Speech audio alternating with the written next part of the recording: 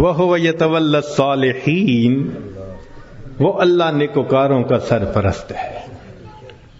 اور یہ 100% سچی بات ہے. یعنی لوگوں کے لیے کہتے ہیں نا جی آؤٹ آف دی وے، اللہ تعالیٰ کے لیے تو کوئی چیز آؤٹ آف دی وے نہیں ہے نا، مگر ہے اسی طرح کہ جو نیک بنتا ہے دیکھنے سے پتہ چلتا ہے کہ جیسے کوئی غیبی قوت آؤٹ آف دی وے جا کے اس کی مدد کر رہی ہے، اس لیے کہ وہ اللہ کی سرپرستی میں آ چکا ہوتا ہے. ایسے اللہ تعالیٰ اپنے بندوں کی مدد فرماتے ہیں. ذرا اللہ سے دوستی لگا کے دیکھیں، اس کی سرپرستی میں آ کے دیکھیں، سمجھ پھر لگے گی کہ بندے کی زندگی کتنی سہانی ہو جاتی ہے. آج تو جس بندے کے کنٹیکٹ بڑے ہوں، واقف ہوں، کہتے ہیں جی اس کے بڑے لمبے ہاتھ ہیں، اور اللہ والوں کی تو حالت یہ کہ ان کے ہاتھ تو اللہ تعالی کی جیب میں ہوتے ہیں.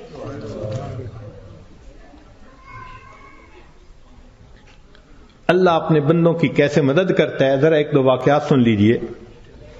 رابعہ بصریہ اللہ کی نیک بندی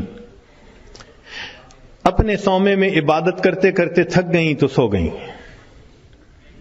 ایک چورا نکلا، اس نے دروازہ کھولا، اندر گھسا، کوئی اور چیز تو نہیں اسے نظر آئی مگر ایک چادر پڑی ہوئی تھی. اس نے کہا چلو چادر ہی لے چلتا ہوں.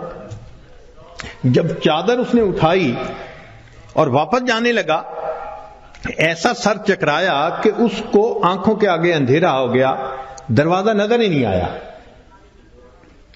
تو وہ بہت کنفیوز ہوا اور اس نے چادر نیچے پھینک دی. جیسے ہی نیچے پھینکی دروازہ نظر آیا تو اب اس پہ نا خوف طاری ہو گیا اور وہ باہر نکلنے لگا. جیسے باہر نکلنے لگا ایک آواز آئی، اگر ایک دوست سویا ہوا ہے تو دوسرا دوست جاگتا ہے. اگر ایک دوست سویا ہوا ہے تو دوسرا دوست جاگتا ہے. تم کیسے یہاں سے کوئی چیز چرا کے جا سکتے ہو؟ وَهُوَ يَتَوَلَّى الصَّالِحِينَ، وہ اللہ تعالیٰ نیکوکاروں کا سرپرست ہے، ان کا ذمہ دار ہے.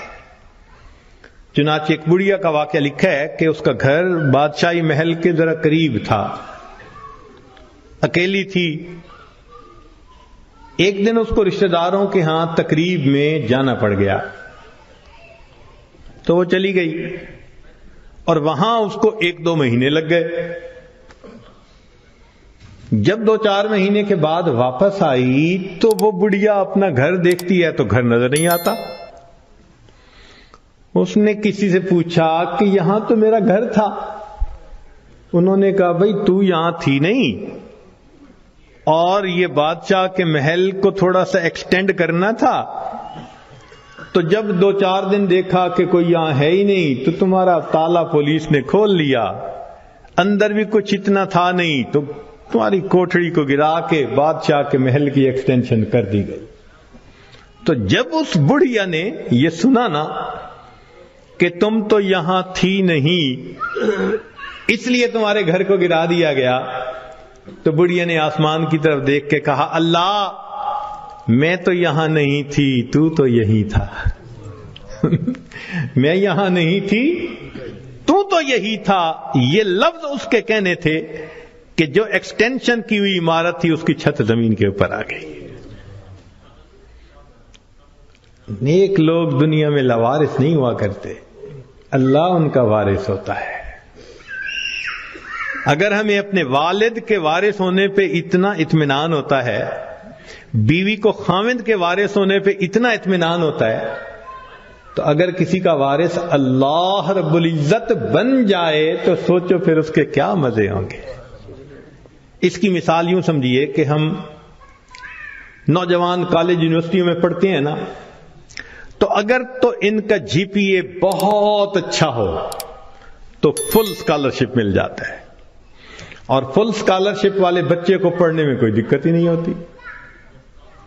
وہ جی مجھے فل میڈیکل ڈگری کرنے کے لیے اسکالرشپ مل گیا، مجھے کوئی فکر نہیں.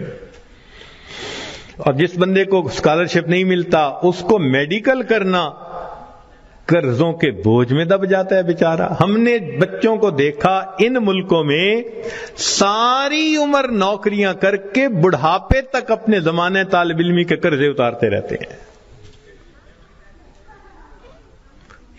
تو جس کو فل اسکالرشپ مل جاتا ہے پھر اس کا تو معاملہ ہی کچھ اور ہوتا ہے.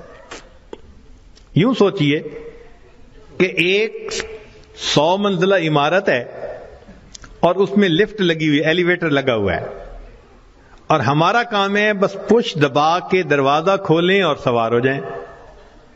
تو پھر 100ویں منزل پہ پہنچنا تو کوئی مشکل نہیں نا. اور ایک 100ویں منزل سے رسہ نیچے لٹکا ہوا ہے. اب ایک بندہ رسے سے چڑھنا چاہتا ہے، کتنا پریشان ہوگا، کتنا وہ مصیبت میں پڑے گا، کتنا بڑا رسک لے گا، اور اگر رسہ ہاتھ سے چھوٹ گیا تو مر بھی سکتا ہے. جیسے ایلیویٹر سے اوپر جانا اور رسے سے اوپر جانا کتنا دونوں میں فرق ہے، اس سے زیادہ فرق ہے اللہ کی سرپرستی میں آ کے زندگی گزارنا ایلیویٹر سے منزل پہ پہنچنے والی بات ہے، اور گناہوں کے ساتھ رسے سے لٹک کے زندگی گزارنا 100 منزلوں پہ جاننے والی مشکل بات. ہم گناہ کر کر کے اپنے آپ کو اللہ کی سرپرستی سے نکال دیتے ہیں، اور جب سرپرستی سے نکل جاتے ہیں اللہ حال پہ چھوڑ دیتے ہیں. جاؤ تم جانو، تمہارا کام جانے، ہماری تو مانتے نہیں. پھر شیطان ہمیں بہکاتا ہے، لوگ بھی دھوکے دیتے ہیں، امیدیں توڑتے ہیں، بندہ دنیا میں دھکے ہی کھاتا پھرتا ہے، کشتیاں کرتا ہے اپنے حالات سے، لنگوٹ باندھ باندھ کے اترتا ہے. میں اس مصیبت کو، پریشانی سے جان چھڑاؤں، اس سے چھڑاؤں. ایک سے جان نہیں چھوٹتی، دوسری اوپر سے، دوسری سے جان نہیں چھوٹتی، تیسری اوپر سے. وہ پنجابی زبان میں شعر کسی نے لکھا ہے، اس کا ترجمہ بھی کر دوں گا.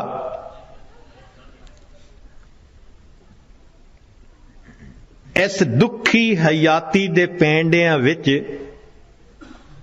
کدی راہ پہ گئے کدی بھول دے رہے، ایک دامن امید دا چھڑیا نہ، لکھ جھکڑ انیریاں دے چل دے رہے.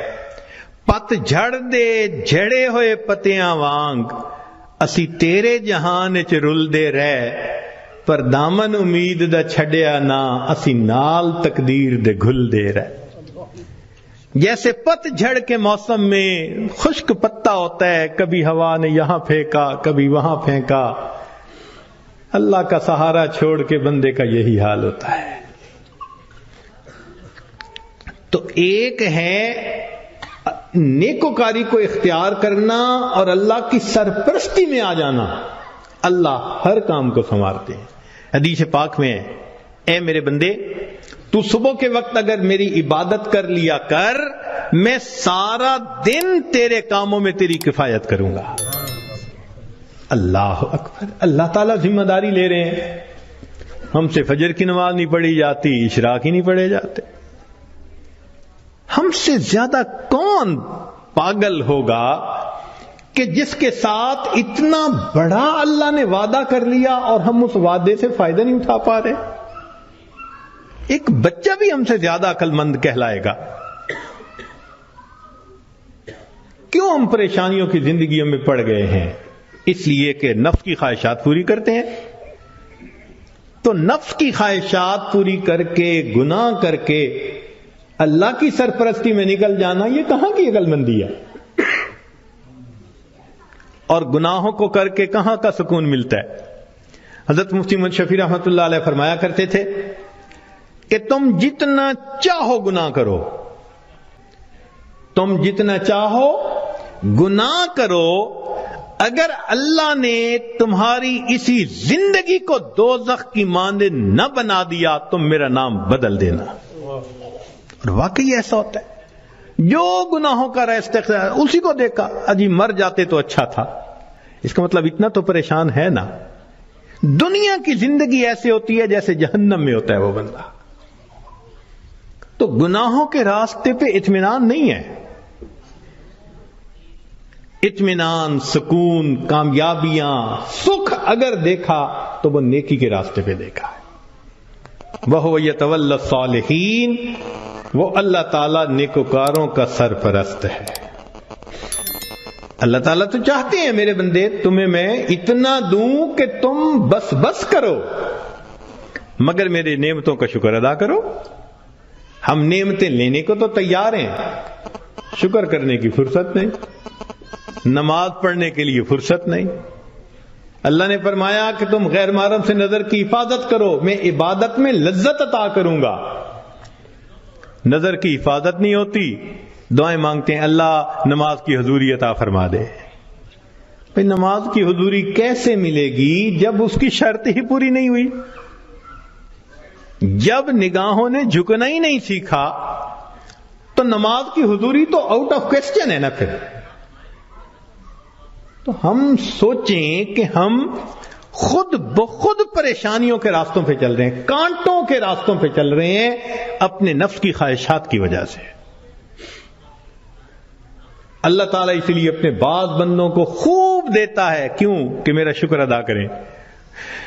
شکر ادا نہیں کرتے، اللہ تعالیٰ لے لیتے ہیں۔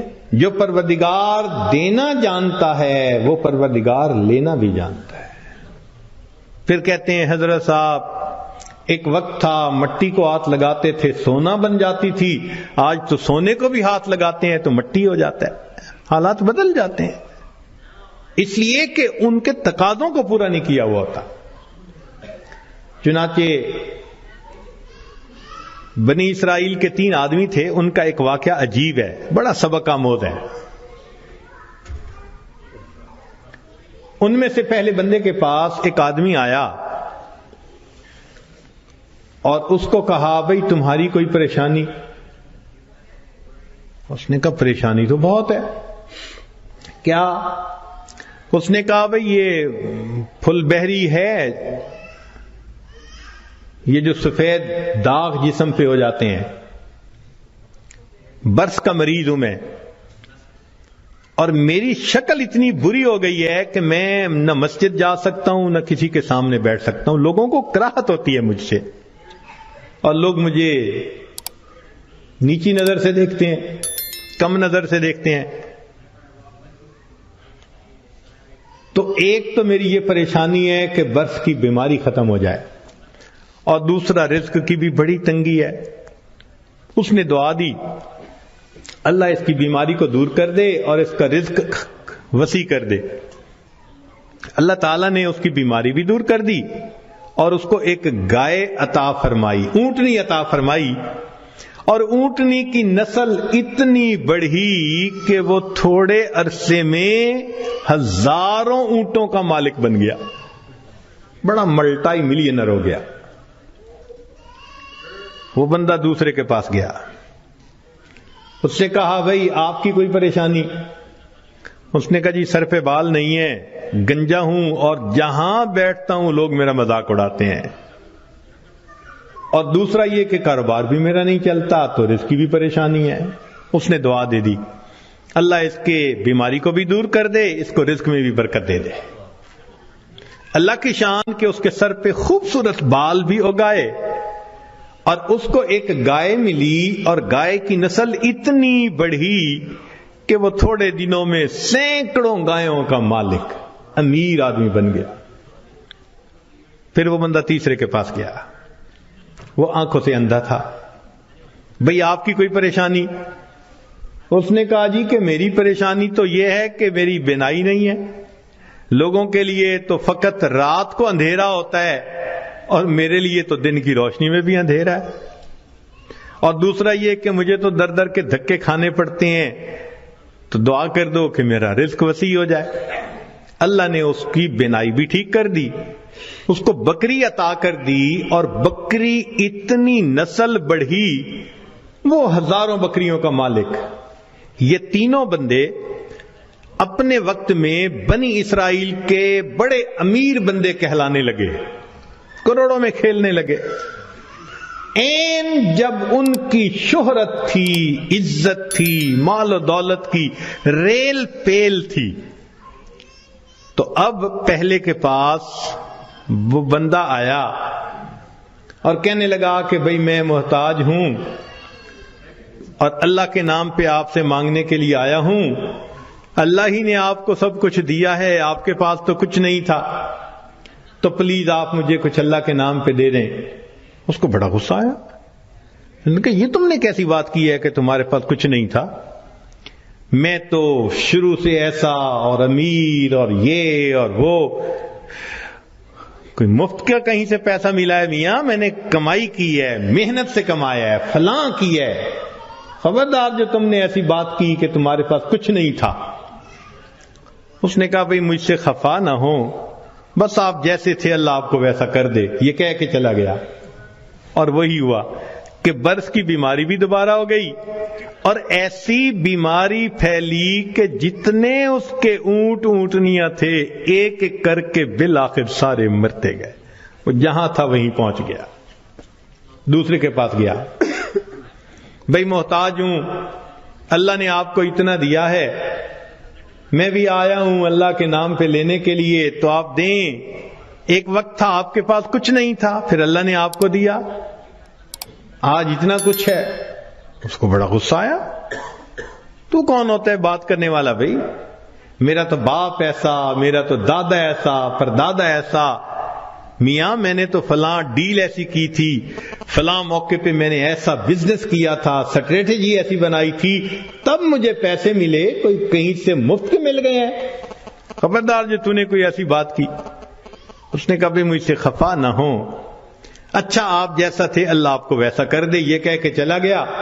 نتیجہ یہ کہ سر کے بال بھی اس کے ختم، اور جتنی گائیں تھیں وہ ساری کی ساری بالآخر مر گئی، جہاں تھا وہیں پہنچ گیا۔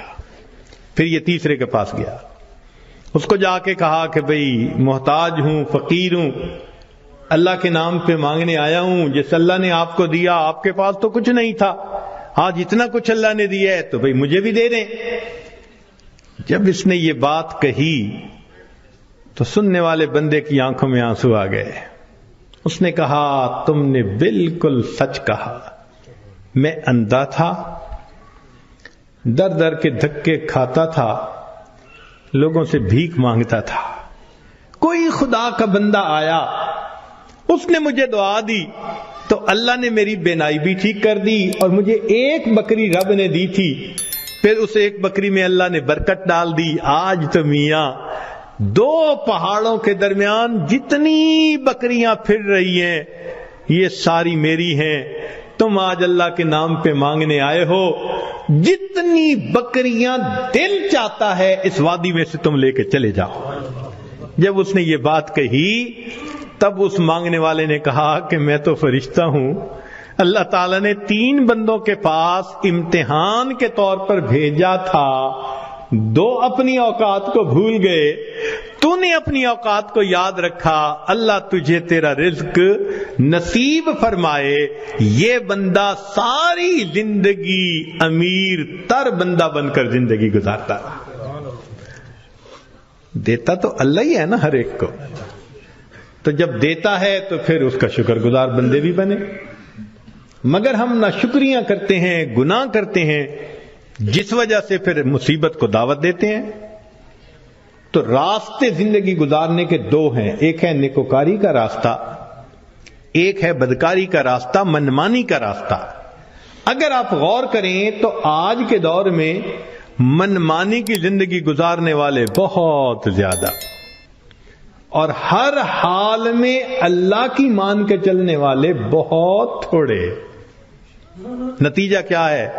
مسائل حل نہیں ہو رہے، پریشانیاں بڑھتی جا رہی ہیں، ادھر ذلت ادھر ذلت، ادھر پریشانی ادھر پریشانی۔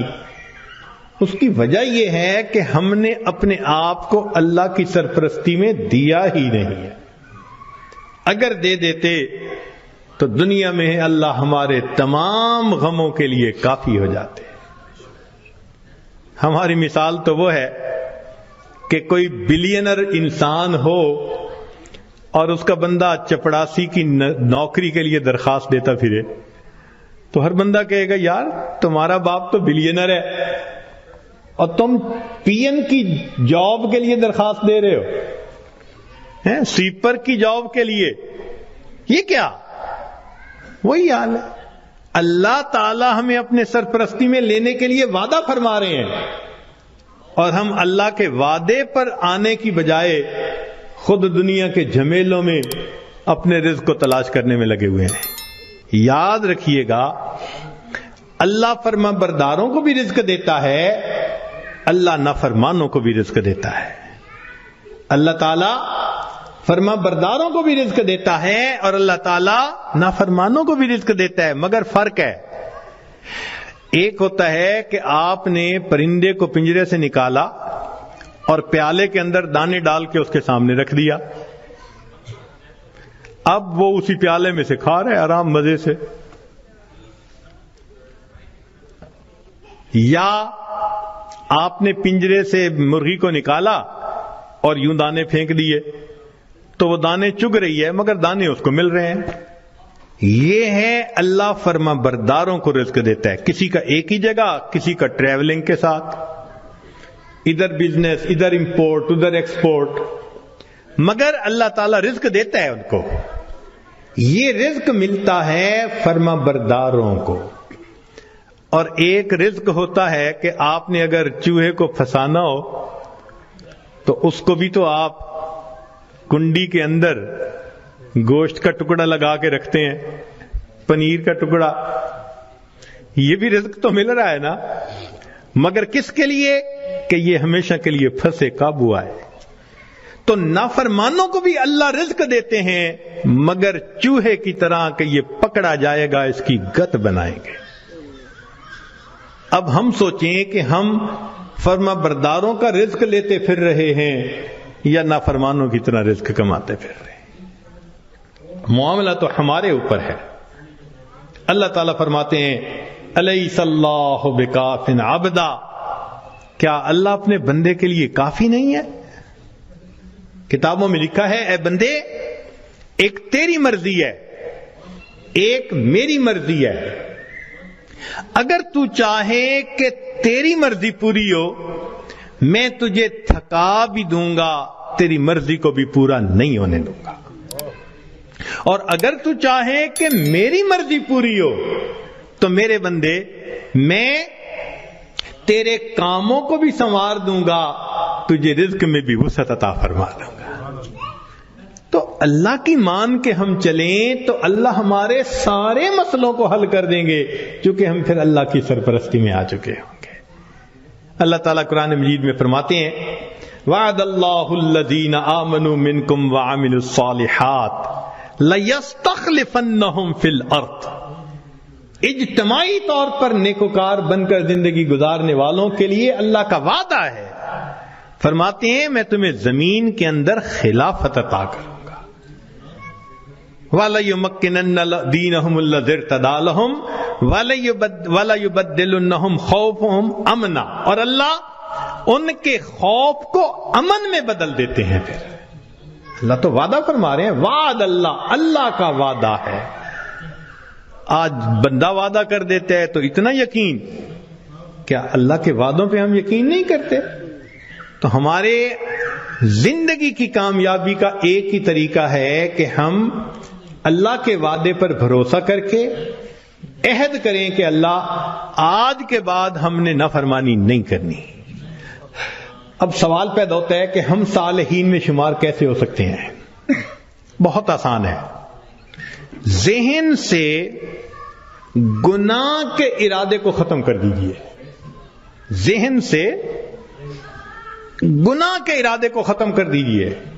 اللہ میں نے آپ کے کسی حکم کی نافرمانی نہیں کرنی، اور جو کر چکا میں توبہ کر رہا ہوں۔ تو پہلا قدم کہ آئندہ گناہ کی نیت کو ذہن سے نکال دینا، اور دوسرا کہ اگر پھر گناہ ہو جائے تو پھر توبہ کرنا۔ بس یہ دو کام کر لیجئے۔ ایک، ابھی اسی وقت پچھلے تمام گناہوں سے سچی توبہ کی نیت کر کے عہد دل میں کر، اللہ آئندہ میں آپ کی مان کے چلوں گا، ہر کام آپ کے نبی علیہ السلام کی سنت کے مطابق کروں گا، دین کے مطابق کروں گا، شریعت کے مطابق کروں گا، من مانی نہیں کروں گا۔ اور اگر بالفرض پھر گناہ ہو جائے تو پھر توبہ کرے۔ جو ایسا کرے گا وہ نیکوکاروں میں شمار ہوگا اور وہ اللہ کی سرپرستی میں آ جائے گا. اور جب تک ہم اللہ کی سرپرستی میں نہیں آئیں گے ہماری پریشانیاں ختم نہیں ہوں گی. ہم نے دنیا میں دیکھا ہے پرائی بکری کو کوئی گھاس نہیں ڈالتا.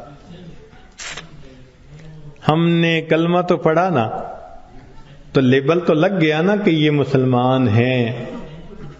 اب اگر اللہ کے در سے بھی کچھ نہ ملے تو کسی اور در سے کیا ملے گا؟ بلکہ ہم نے تو دیکھا ہے کہ جس کتے کے گلے میں پٹے کا نشان ہو نا اس کو ہر کوئی دھتکار دیتا ہے، جائے اپنے مالک کے دروازے سے کھائے. بالکل ہمارا یہی حال ہے.